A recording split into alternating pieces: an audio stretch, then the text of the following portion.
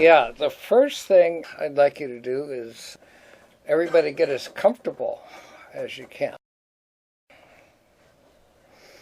Okay, everybody's pretty comfortable. Now, take a deep breath and then let it all the way out. And now, I'd like you all to pick out a spot on the wall, the ceiling, wherever your gaze happens to fall. Focus your eyes on that spot without letting your gaze wander. And you will notice that this is an abnormal way of seeing or looking, because ordinarily we see by leaps and darts. But when we're asked to focus our eyes on a spot without letting our gaze wander, our eyes tend to tire very easily. Already you may be aware of the fact that the muscles of your eyes are beginning to tire, that your eyes tend to go out of focus. And perhaps you'll even notice that your vision becomes a little misty, a little blurred. Your eyes may burn a little bit, but I want you to continue to keep your eyes focused on that same spot. And you will notice that this will become increasingly more difficult.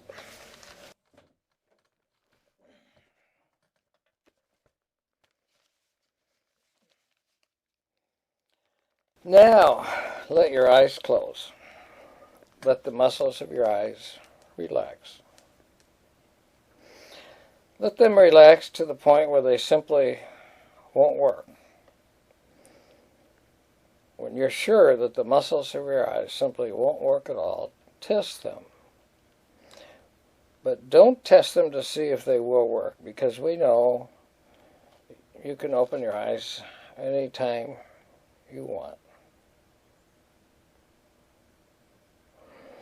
Test them to make sure that the muscles are so relaxed that they just won't work.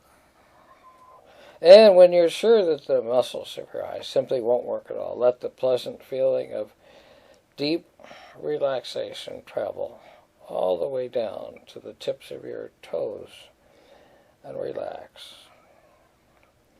Each time you take a breath and let the air out, feel yourself relaxing deeper and deeper, feeling comfortably tired as you drift down deeper and deeper, relaxed. And now we're going to increase that state of pleasant and deep relaxation even further. I'd like you to imagine that you're in a school building. Try to see a school, but maybe someplace you actually went to school. But you're in the hallway. But it must be either weekend or after school, because everything seems empty. It seems blank. No people there. But anyway, you're in the hallway of this school building. And you see doors leading to the classrooms. So you decide to enter one of the classroom doors, and it turns out you entered the back door, or the rear of the door. So you enter the classroom, the rear door, and you walk over to the middle aisle. You start walking up the middle aisle between the row of desks, heading toward the blackboard. And you notice as you're walking up toward the blackboard, chalk on the little ledge and an eraser on the little ledge.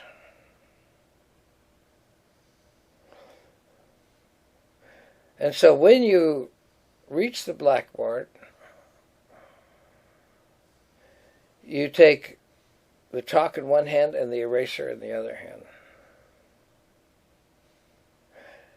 Now, with the hand with the chalk, imagine that you're reaching up and drawing a circle about 15 inches across. And then inside that circle, you draw a large capital letter A. Now with the eraser, you reach up and erase the capital letter A.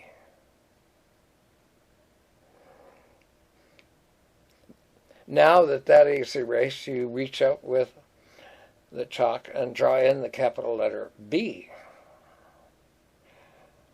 Now you reach up and erase the capital letter B. Now in just a few moments, I'm going to have you go on and do more of the alphabet. Maybe you'll even finish the whole alphabet, drawing in and erasing the numbers one by one.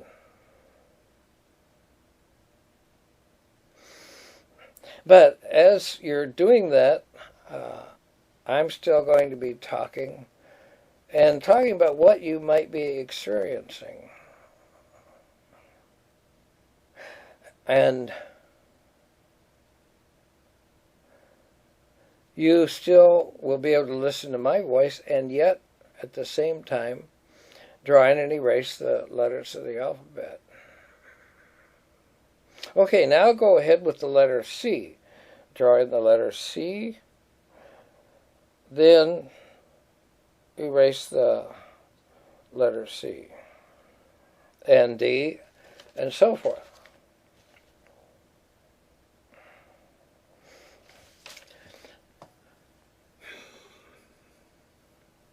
Now, one of the first things you might notice is that this is a pretty dull and boring task.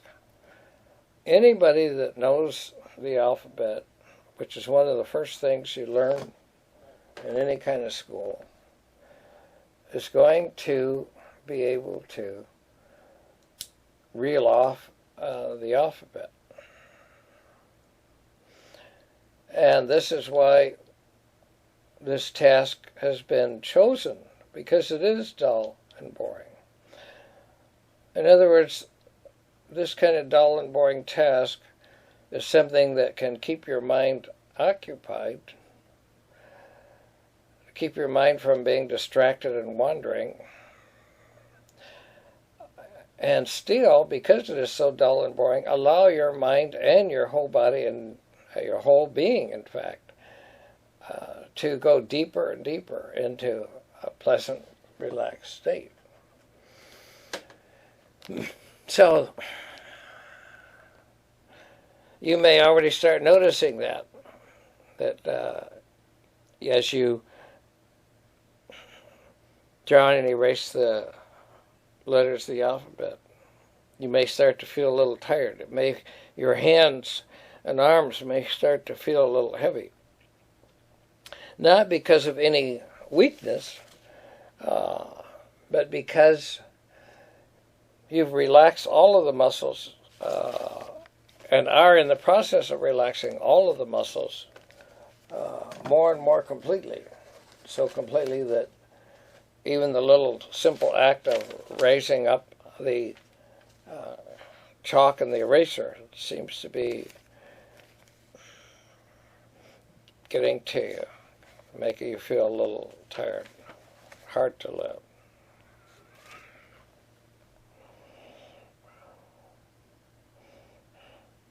So, you may be partway through the alphabet now, and you probably are noticing that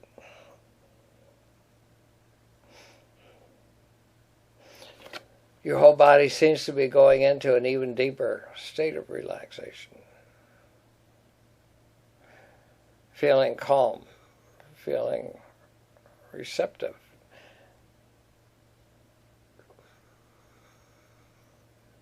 And the mind in this deep state of relaxation, this calm sensation, calm, as when ideas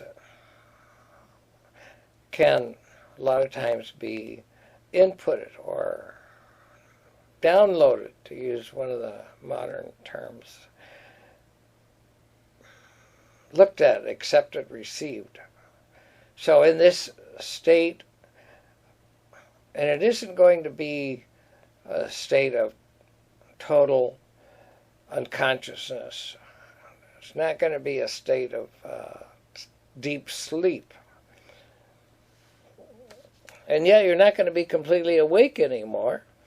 So we're somewhere in between, in a state of, we have altered the level of consciousness. So you're in a state of altered consciousness that will make you probably and usually more receptive to ideas, thoughts, plans. In this state, especially a state where your plan is to add at least 10 years and possibly even as much as 20 years to your life, and have those years be healthy years, the state is a good state because the brain's receptivity is increased. And so you probably are finding yourself, with each letter you draw it, going even deeper relaxed. And you thought that you were as relaxed as you possibly could be. And yet,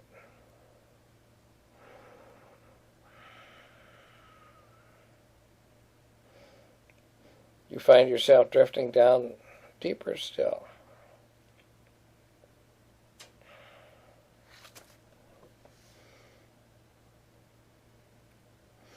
But now, whether you've finished the alphabet or not, you've probably done enough. You can put the chalk down, put the eraser down. And now, as you look around yourself, you notice something that must have been there the whole time. You must have walked right past it as you were going up to the blackboard. Maybe you were just looking at the blackboard so hard you didn't notice. But anyway, now you see there's a teacher's desk there and the teacher's chair. Only this isn't like your usual straight back, hard wooden teacher's chair. This chair looks more like a lazy boy recliner. Looks very plushy, very comfortable. And so, since you're feeling so comfortably relaxed and comfortably tired, you go take a seat in the teacher's chair. Now you're feeling yourself, your whole body sinking into that teacher's chair or recliner. And feeling yourself relax even deeper. Seems everything you do puts you down a little deeper, a little bit more relaxed.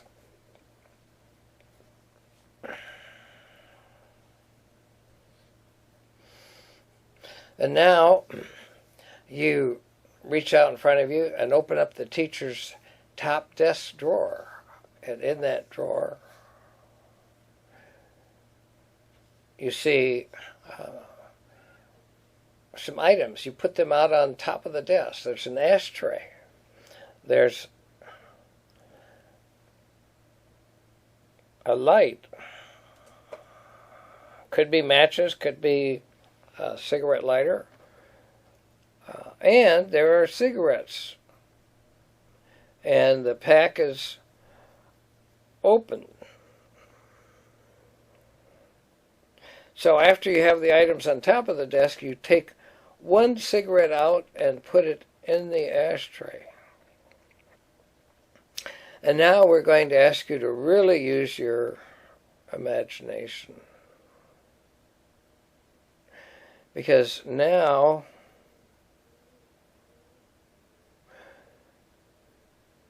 I'm going to ask you to take a trip through your own body, to kind of take a quick look at what's going on in there, some of the problems that might be happening because of the cigarettes and the smoking. And how are we going to do that? How can you take a trip through your own body? Well, like I say, I'm going to ask you to use your imagination, and we're going to have a little part of you. It could be your spirit self, or it could be your astral body, or different people call it something else. But as long as you are willing to go along with this, use your imagination. Doesn't matter what you call it. But I might be using the term spirit self. Just that's what it may be. It may not. But anyway, let's say you think you're wondering, well, how's this going to work? And then here's where you have to let your imagination go. Something starts rising from your body. It looks almost like a little smoke or a mist. And it starts floating up. And then as it gets up a little bit, you notice that it's you, only kind of a either smoky, misty you. And you can see right through this spirit self or spirit body or whatever you want to call it. But then right in front of your eyes, the other you, the spirit you, starts to compress, shrink, smaller and smaller, until finally that spirit you is about the size of a Ken doll, about 4 or 5 inches tall, and still shrinking. And then that little creature getting smaller and smaller and smaller hops up onto the ashtray and stands on the end of the cigarette.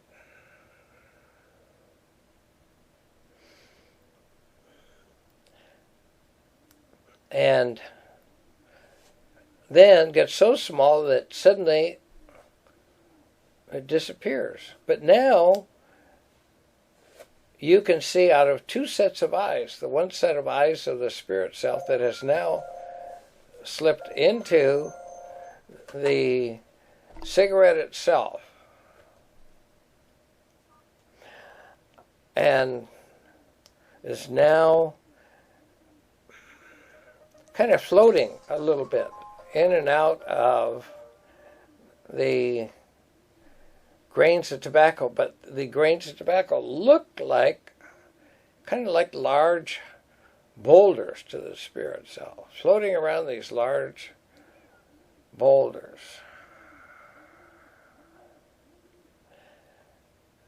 And then the real you picks up the cigarette, lights it, and you take a puff. So the spirit self, fortunately, is not affected by smoke, doesn't need oxygen,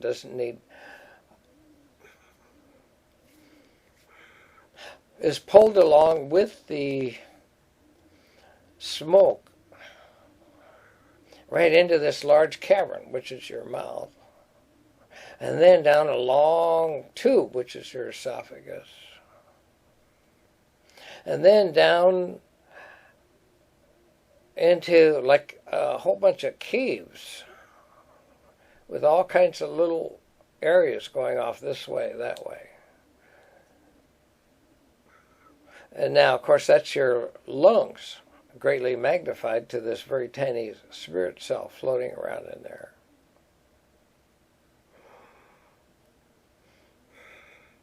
And so the spirit self finally comes to rest deep down in the lungs and becomes very saddened because what does your spirit self see? And you're seeing, of course, through the spirit self's eyes. Well, the cilia, the little hairs, they're not there. They've been kind of burned out. And it's kind of black and they're kind of tarry looking.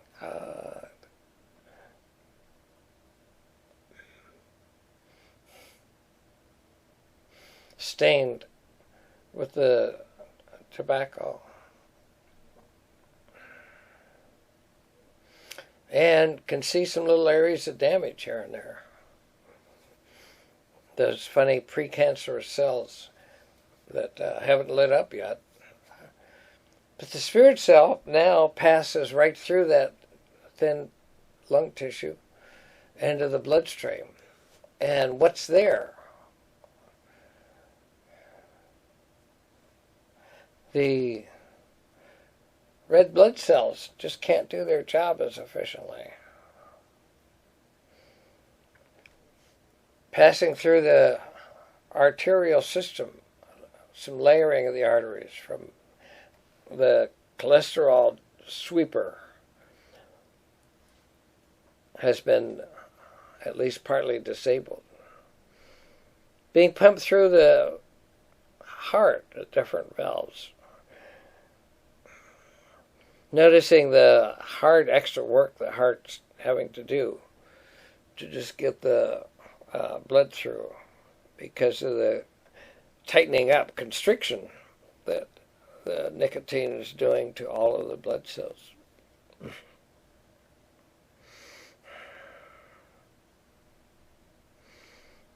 Taking a little sweep through different parts of the body. The blood going through the bladder, you can see some little damages to the bladder walls because of the nicotine and other toxic poisons being stored there. So, yeah, smokers have a higher incidence of bladder cancer.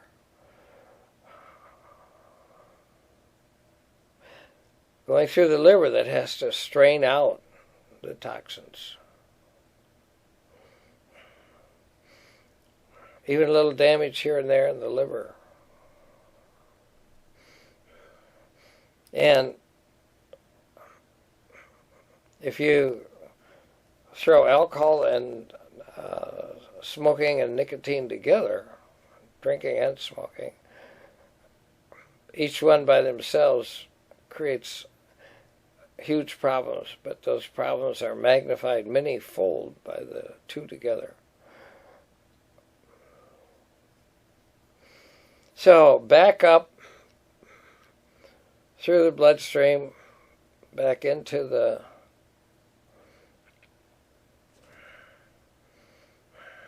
lung tissue, passing through the lung tissue. And as you exhale,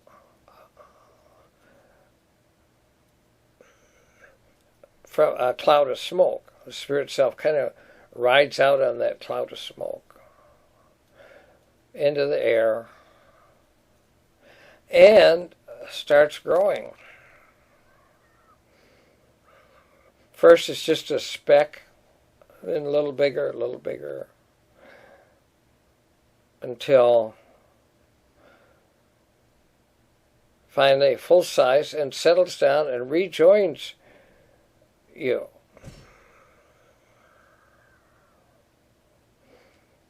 So now you and your spirit self are both kind of sadder and wiser. Sadder about what's been done. Wiser because It's like, uh-oh, here's what we need to do about this. And so you're just at the point of making a decision. I'm never going to smoke again. But then sometimes, how you've probably noticed, sometimes your hand, you just be looking at it, and suddenly there's a cigarette in your hand that's lit, and you don't remember how. That's because your body was running the show and kind of saying, oh, time for a cigarette, and just put you on automatic pilot, had that cigarette in your hand, puffing away on it before you knew what you were doing. And so even though you just now said, I'm not going to smoke again, there you are with a cigarette in your hand. And you say, no, I'm not going to smoke this cigarette. But there's some forces here that you can't quite understand, because as you're feeling, oh yeah, I have a terrible withdrawal, I'm not going to smoke, what am I going to do? This urge, I got to. So there's a part of you lifting that cigarette up to your mouth, but another part, something else, is tensing up your hand and arm and pushing it the other way. And it's a struggle, but you finally get the cigarette up there. You finally start to take a little puff. But suddenly, even though it was such a struggle to get that cigarette up there, now you take this little puff, and suddenly the smoke just barely gets into your throat, just barely down the first part of your lungs, and you feel this actual pain. It hurts. The cigarette smoke hurts your throat and lungs. And you're having a hard time understanding this, but let's say your spirit self that has some control over some things that are going on in your body tried to fight you about getting that cigarette up there. And so your spirit self was like, no, you're not even going to get that cigarette up there. I'm going to tighten up the opposite set of muscles so you can't even get that cigarette up there. But then at the last minute, the spirit self said, okay, I'm going to let you get that cigarette up there. But you know what I'm going to do? All the numbing that you've done with the smoke, all the stuff that over the time you smoked, you kind of numbed this part of your throat and the part of the lungs. And they actually, even though there's damage going on, somehow the smoke kind of numbs it, hides it. So the spirit self has opened up all of those damaged nerves, all the tissue, so that's where some of the nerves that have been so damaged that they don't feel the injury caused by the smoke, the damage. So the spirit self has at least temporarily reconnected all of those nerves. And so now you have pain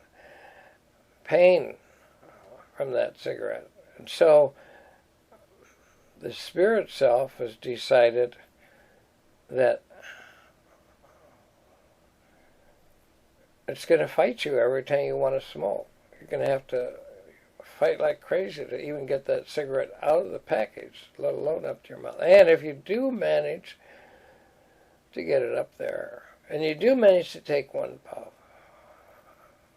it's going to hurt. And is that hurt going to be something special? No, that's just because you do hurt every time you smoke, but by the nicotine having done so much damage to the nerve endings that it's kind of numbed it out. You know, kind of like, oh yeah, I'm going to make it so you don't even feel. It'd be like somebody cutting off a little piece of skin at a time and giving you a little shot of Novocaine every little bit so you don't feel it. Well, that's what the cigarette does. It kind of numbs and kills off nerve endings so that you don't feel the damage that's being done.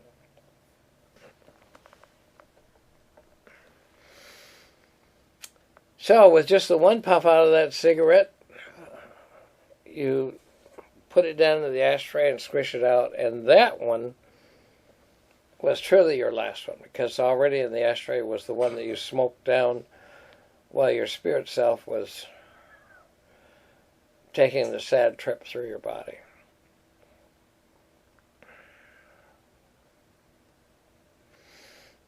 So now you are a clean air breather. And so now you know for sure you're on the path. You've wanted to quit smoking. You've done it before. And you felt better. Lots better after you quit.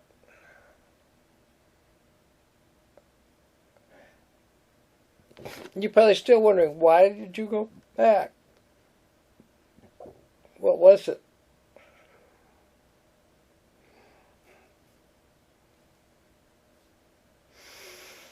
But now you're on a different journey, and now I'm going to have to ask you to use your imagination again. And this time we're going to take a trip into the future.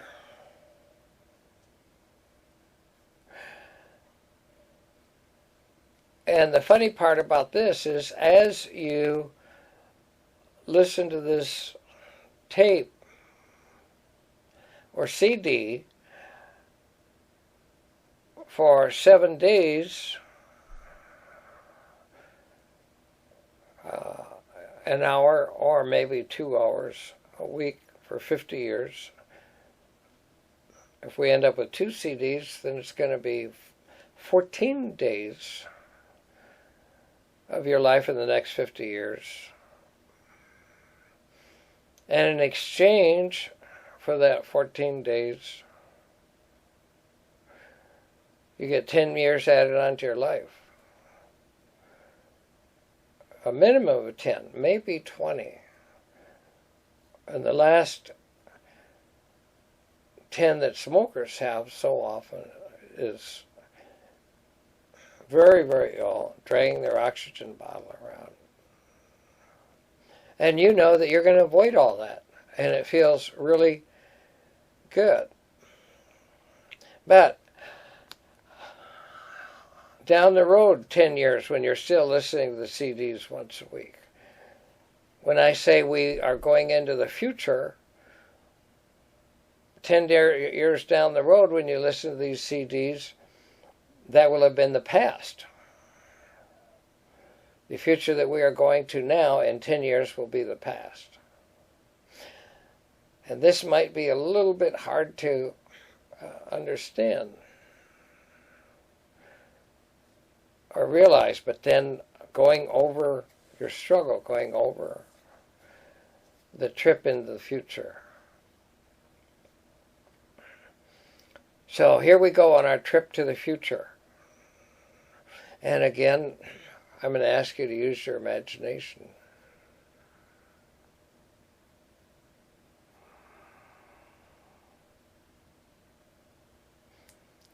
It's 24 hours since your last cigarette.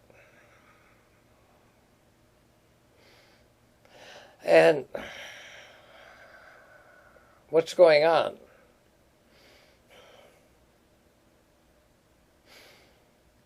Well, you're still kind of happy about quitting. You still realize that you really want those extra years.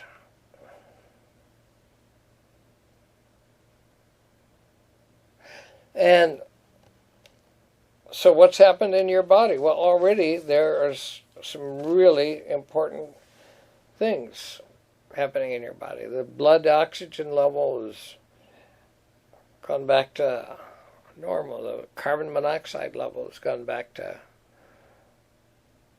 normal. So your body is already starting the healing process.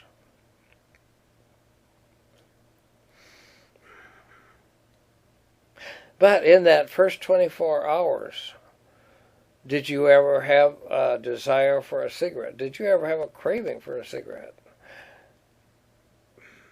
Of course you did. And what did you do when you had a craving for a cigarette? And now this might be another little tricky thing, because we're going to be going, even as we're going into the future 24 hours, we're going to go back over that first 24 hours about what you did when you had a craving.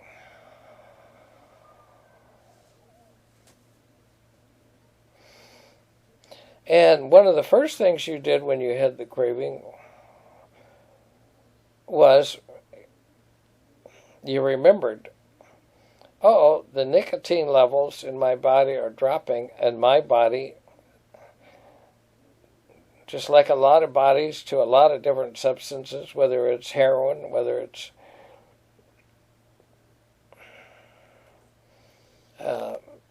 bennies, whether it's cigarettes, alcohol. There can be true actual withdrawal where you feel degrees or levels of discomfort, sometimes horrible levels, sometimes so bad that you think, I can't stand it. And how did you get through it this time? That first 24 hours of the heaviest. Think back over that first 24 hours. And your mantra, or your saying, the thing that you kept saying over and over every time you felt an urge to smoke.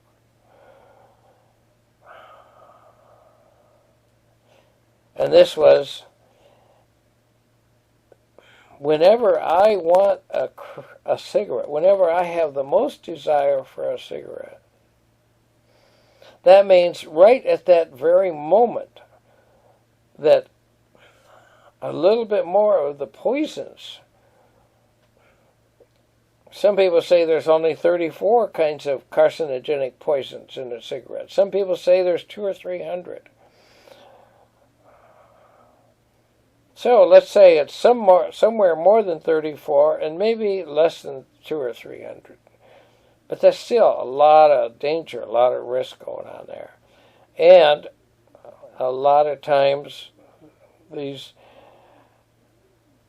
urge, a lot of times what's being flushed is not just the nicotine. What's being flushed out of the body is possibly a large variety of other chemicals designed to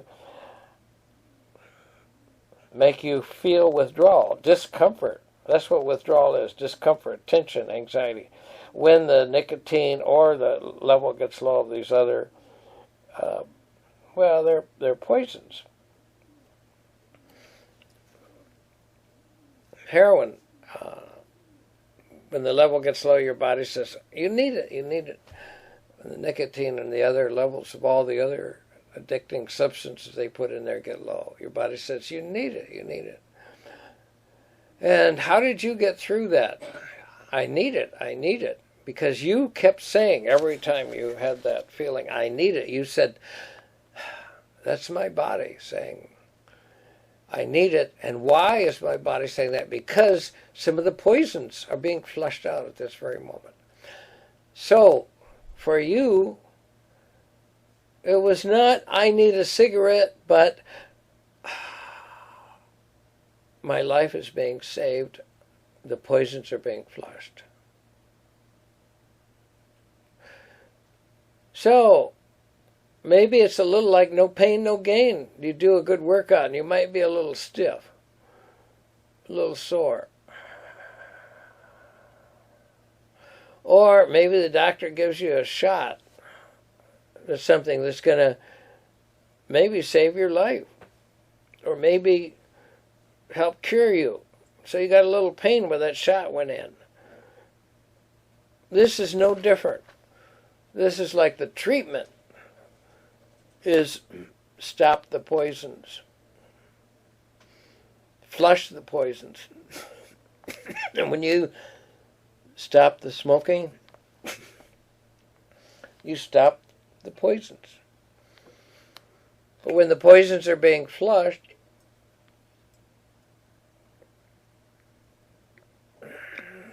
your body complains. So you have to explain to your body, I'm saving your life. I'm saving your life. Go ahead, whine, complain, moan. Say, oh, I need a cigarette. I need a cigarette. Go ahead. You're not getting one because I'm saving your life. And every time that you, my body, whine and complain, that means a little more poison just got flushed out. So it's like a challenge. Give me your best shot. Give me your best shot. Come on. Can you make it any worse? Can you make me so I'm shaking wanting a cigarette so bad? Go ahead. Doesn't matter what you do. I know it's not going to last. I've done it before. It don't last. And I'm going to win. And the thing is, I'm going to stay one this time. So now, 24 hours after your last cigarette, where do you think you might be? Can you see where you might be 24 hours after your last cigarette?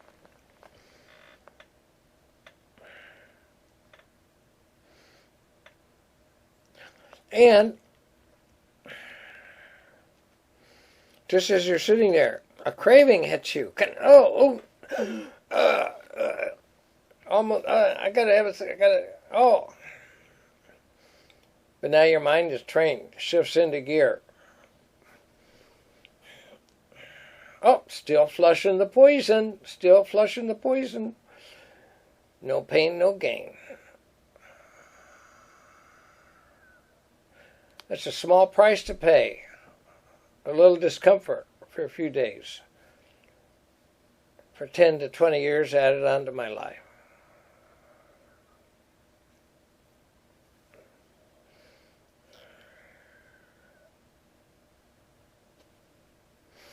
But this time you've added a little bit to the thought of like flushing the poisons.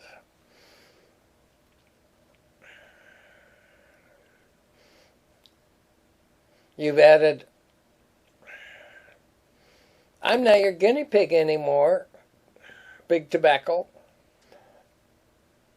I'm not going to give you. It's just like a robbery. They're robbing you. They did a conspiracy against you, figured out what to keep you coming back, buying their product. Now, a robber, they may say, give me your money or your life. The tobacco company says, give me your money and your life. Because they do cost you that 10 to 20 years. And do they care? They care if the profits go down. They care if people stop smoking. In fact, they've had to go overseas to get new markets. So they're killing more Asians than ever now.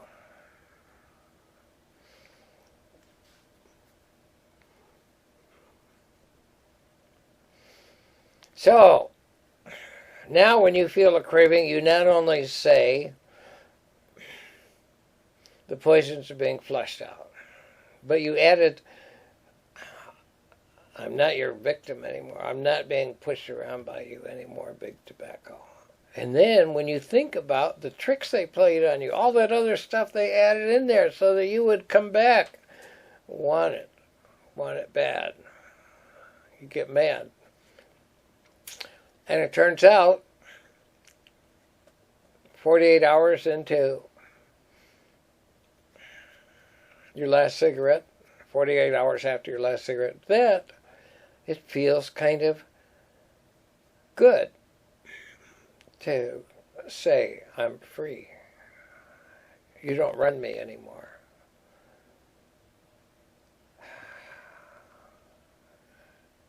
And then, even 48 hours, you start noticing something. Gee, that first day, it was kind of hard. I kind of off and on thought about it, off and on. But now here it is, 48 hours later, and when those urges come, it's like something comes up and hits you over the head and you're laying on the floor, whining and no, it's kind of like, here comes an urge. Oh, that, two days and still hitting me up, still wants me to smoke.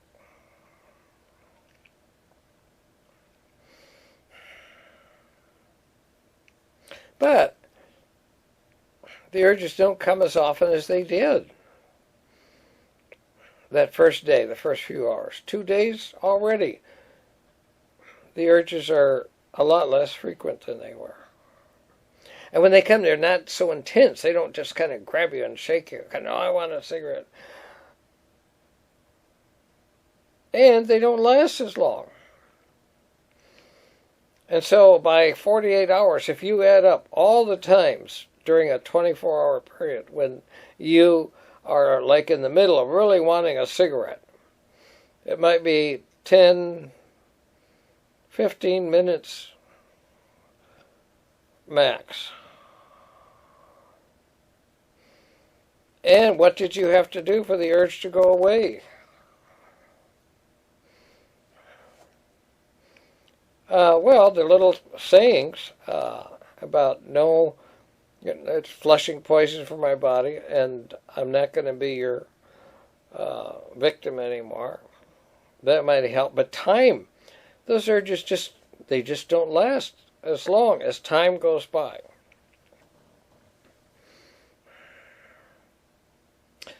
So now let's jump to 4 days since your last cigarette. And what's going on? The healing is already starting down there. People with potential heart attacks, they're already at less risk after just 4 days of not smoking.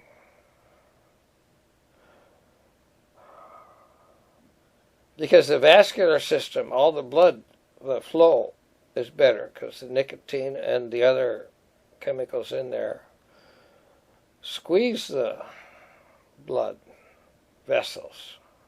Doesn't allow for good flow. You may notice your hands are warmer now. Maybe even your toes and feet.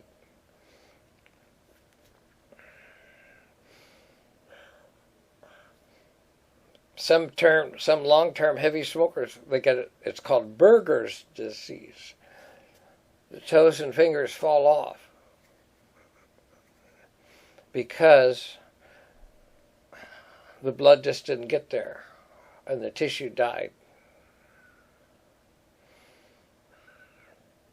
And not many smokers get that, but they all get that change in the temperature. So, how do you feel after 4 days? Pretty good. Pretty good. Did you have some hard times? Yeah, you had a few hard times. And what got you through it? Anger got you through it because you could overcome the urge by getting a little angry at the tobacco company. And what else got you through it? My body is healing. And you could feel it heal in front of your very eyes, so to speak.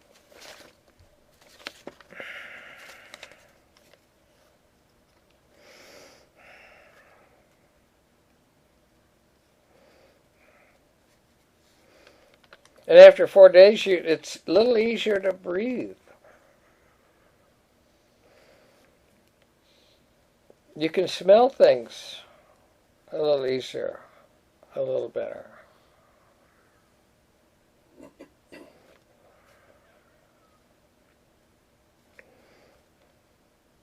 Let's go to a week since your last cigarette. You may still have an urge now and then, but after just 7 days, compared to the first day or two, after just 7 days, it's like you're able to, oh, here comes an urge, oh, yeah. And you find you can just wait right through it, no problem.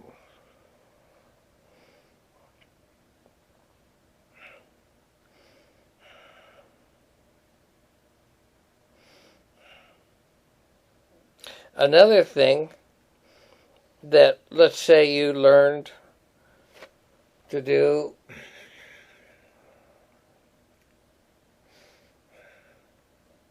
breathing clean air, taking deep breaths of clean air. And this is something that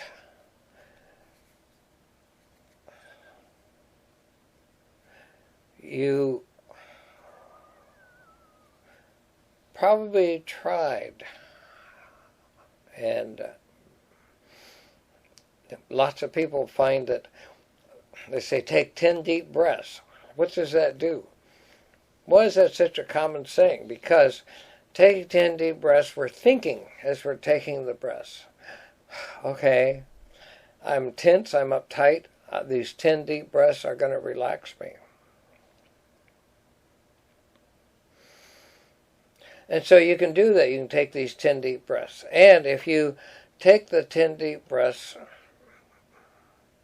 you push out in the stomach area while the breath is coming in. That's diaphragm breathing. If you learn how to do that, take the breath, let it go down the diaphragm. Then let the air out slow. You'll find that the 10 deep breath thing really works. That you can drop tension down, drop fear down, drop anxiety down.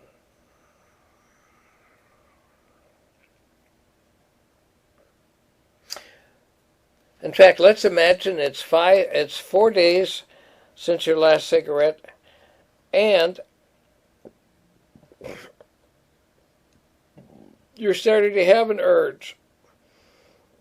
Now, you're not going to have this kind of urge on after not a real intense one, but let's just imagine it's as bad as any one you had during your first day. And you've said all the stuff. You've talked about the flushing the poisons. You've talked about the conspiracy. But here comes this urge, and it's like you have to have a cigarette. You want a cigarette. And you're tensing up. You can feel your body tightening up. You can feel maybe your shoulders even pulling, tightening. You can feel people have tension in different parts of their body. So now we're going to do this practice, the 10 deep breaths. So take a deep breath. We'll count down from 10 to 1. Take your first deep breath. And I'm going to say 10, then you'll take your deep breath. 10. Then let the air out slowly. And feel yourself slowly, as the air goes out, relaxing more and more. 9. Another one, pull it in down to deep down into the lower diaphragm area. Feeling yourself go to 8. And you can feel the tension that built up from that wanting a cigarette, the tension fading away, the tension easing. 7.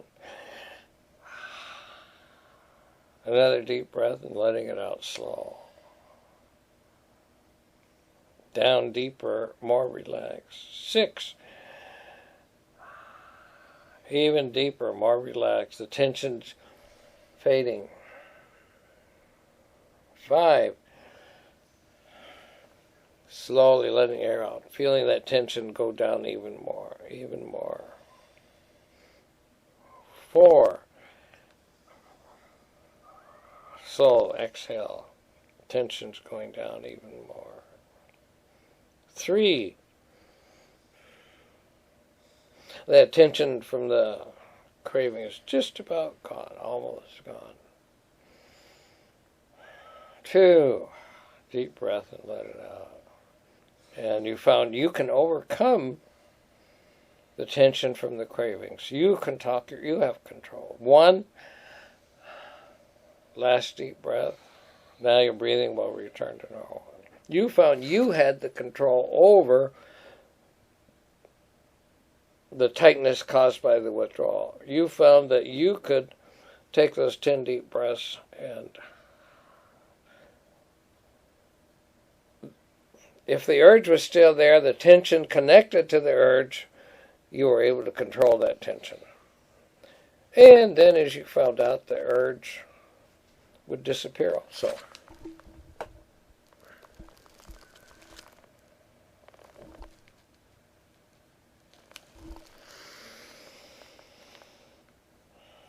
So now we're going to jump. It's a week since your last cigarette. And what's going on?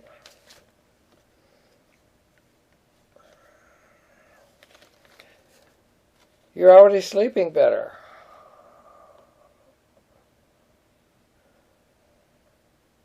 Your days are kind of more peaceful. You feel more relaxed. Because the cigarettes do strange things to our nervous system.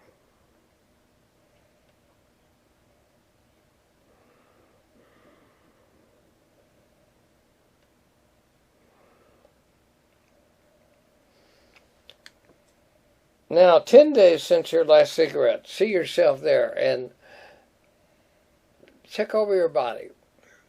What's going on? More energy. Just 10 days, more energy. Again, sleeping better. The sleep might have gotten even better. The stink is gone. How it followed you around, your clothes, your car, everything. That's good. Did you ever smoke around other people? You're not endangering other people's lives anymore.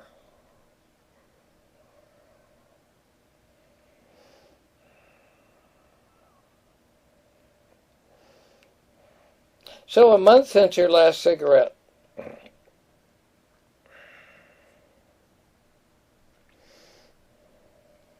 The little hairs are starting to grow back in your lungs.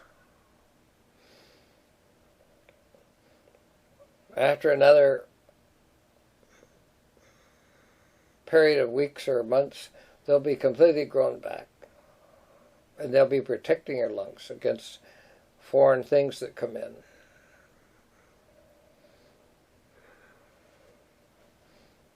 Your immune system is stronger.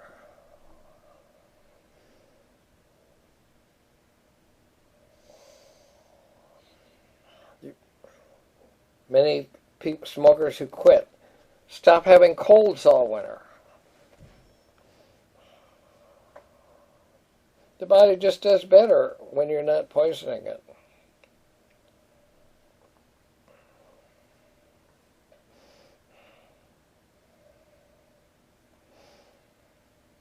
Six months since your last cigarette.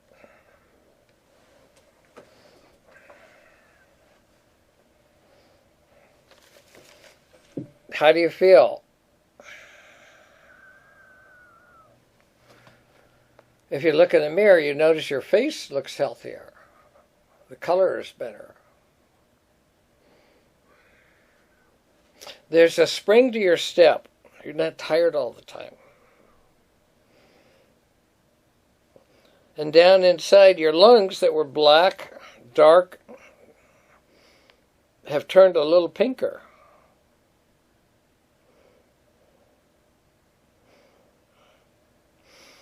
The unhealthy cells are being replaced by good cells. The bad cells are being kicked out as they die, because now that it's a smoke-free atmosphere down in your lungs, the good cells can survive in that atmosphere. You don't need those tough plastic-like nasty cells that are so highly prone to mutation, which is what the cancer is.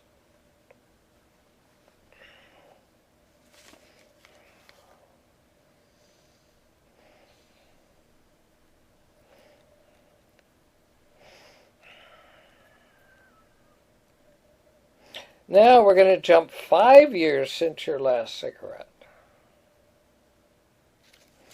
Way down the road. And you think, did I used to be a smoker? I can hardly believe it.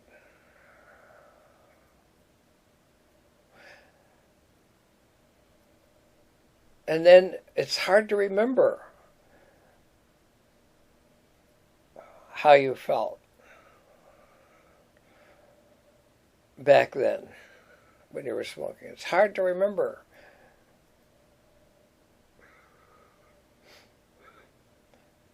The days that you were sick, not feeling good, coughing. The days that you were tired. It's hard to remember, because now you've enjoyed this better state of health, more energy, more endurance, for quite a long time. But it's important to remember all of these changes, the good things that happen to your body and your brain, because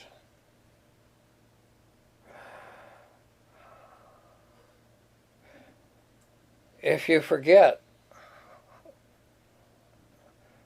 sometime you feel, oh, I'm tensed up, I'm under stress. Oh, I remember what will fix that, a cigarette. So you have to keep reminding yourself of why you quit. You have to keep remembering the trick that was played on you. You have to keep remembering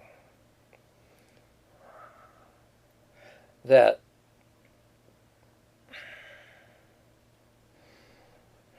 when your mind says, even a month, 2 months, 6 months after you quit smoking, or even 5 years after you quit smoking, when your mind says, this is terrible stress, you need a cigarette to get through it. Your mind is working on the anywhere from 10,000 to 200,000 times that withdrawal was cut off, withdrawal was stopped, the tension from withdrawal. And when you stop that withdrawal tension, it's like, oh, the anxiety goes down. And your mind still remembers all those times and wants you, if you're feeling tense, it wants you to do that same old thing. Smoke a cigarette and that tension will go away. But now you realize it's all just a trick.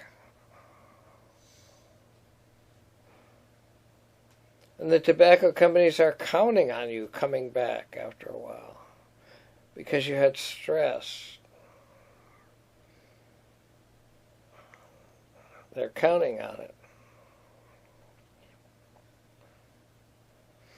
But now you're wise to it, and you realize that even if you slip, even if you have a cigarette, even if it feels like that cigarette did something and it helped with the stress, it was because of the thousands of times in the past that the cigarette stopped withdrawal. So it's like a false memory. And the cigarette could make you feel a little better if you smoke it and if you were in withdrawal. But once you quit, you're not going to be in withdrawal. So then it's only your mind tricking yourself, thinking the cigarette has to be doing something because it did so many times in the past. And before your mind catches on to the fact that it's a trick, and you smoked a few more cigarettes to help get you through your crisis, now you're re-addicted. And so now, a cigarette really does reduce the tension. But now you're onto it, and you know that no matter how much crisis you're in the future or the past, because you might be listening to this 20 years down the road, so you'd be talking about 10 years in the past after 10 years of not smoking. You know now that no matter what the crisis is, that you're going to say, I'm going to take the 10 deep breaths. I'm going to wait for that urge to pass. If I have a crisis, I'm going to find another way to get through it. I can find another way or 100 ways to relax my body and get me through whatever the crisis is without picking up a cigarette and then risking my life again, giving up the gains I've made.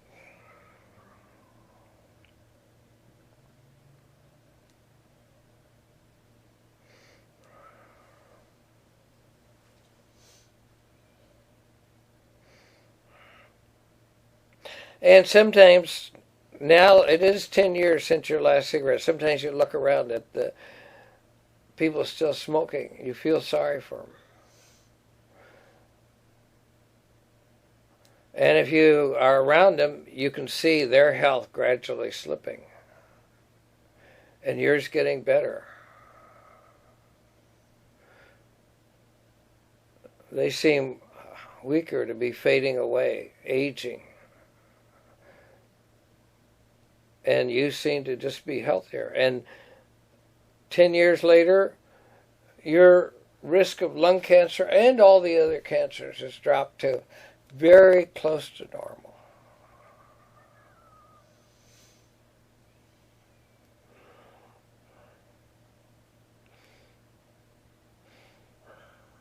And all of these gains, all it's going to cost you is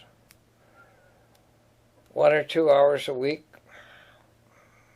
to keep these gains up for the next 50 years.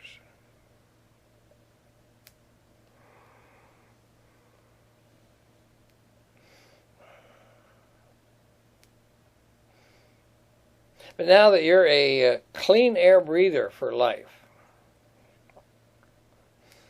you're ready to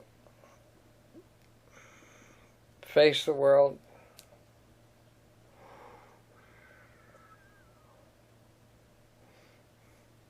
And I'm going to count to 5. And when I reach 5, your eyes will open. 1, starting to rouse up a little bit. 2, rousing up a little more. 3, feeling your body coming back. 4, and 5, your eyes are opening.